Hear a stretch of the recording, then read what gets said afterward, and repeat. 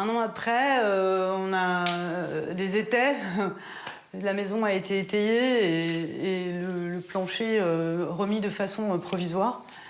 Mais on a toujours cette magnifique trouée sur le ciel, par laquelle on voit bien que le toit, effectivement, a complètement brûlé. Difficile de l'imaginer aujourd'hui, mais cette Maison Blanche, c'était son petit nid à Coralie.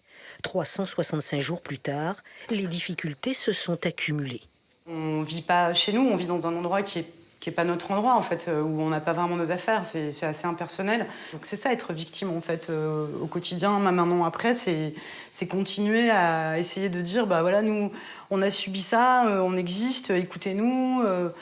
On est passé par des moments extrêmement déprimés et épuisants, en fait, de tout le temps passer par des... Moi, j'appelle ça les montagnes russes, en fait. C'est des moments de joie parce que tout d'un coup, le dossier avance. Et puis, une semaine après, on apprend que non, il manque encore une pièce. Vivre en permanence avec ce couperet-là, en fait, de savoir ce qui va advenir, en fait. Et si on pourra réellement réintégrer la maison... Oui, c'est assez épuisant nerveusement. Est-ce qu'après, on aura envie de rester vivre là? En fait, ça, c'est encore une autre question à laquelle on n'a pas vraiment répondu.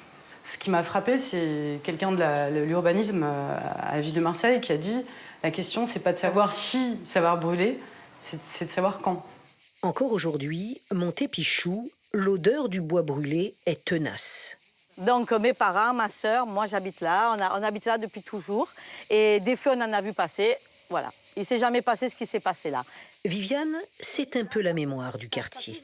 Le feu de 2001 n'a pas servi, parce qu'en 2001, exactement le même scénario.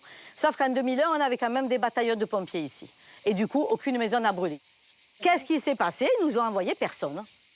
Et on veut qu'on nous explique pourquoi on nous a laissés comme ça. Voilà. C'est incroyable ce qui s'est passé, incroyable. Plus de 90 maisons touchées, plus de 50 maisons brûlées entièrement, des vies qui basculent. Il se gargarise qu'il n'y a pas eu de mort, le préfet. D'accord, il n'y a pas eu de mort, mais parce qu'on s'est auto-sauvé. Trouver des coupables, c'est le combat de Viviane. Elle en parle souvent avec ses voisins. Jamais nos maisons auraient dû brûler. Jamais, jamais, jamais. Ces jours-ci, Christian et Marie-Blanche ont un peu plus le sourire. Leur nouvelle charpente prend forme. Le problème, c'est l'obligation de reconstruire à l'identique, selon les normes imposées par les services de l'urbanisme. Avant, il y avait une toiture en tuiles romanes. Maintenant, il y a un écran en PST et en tuiles canal. Et ce qui change, c'est le coût. Il y a un gros coût qui n'est pris qu'en partie par les assurances. Montépicchou, la vie n'a jamais vraiment repris comme avant. Les traumatismes sont profonds. En décembre dernier, les sinistrés ont échangé avec les services de la préfecture, mais depuis, plus rien. D'où cette sensation d'abandon.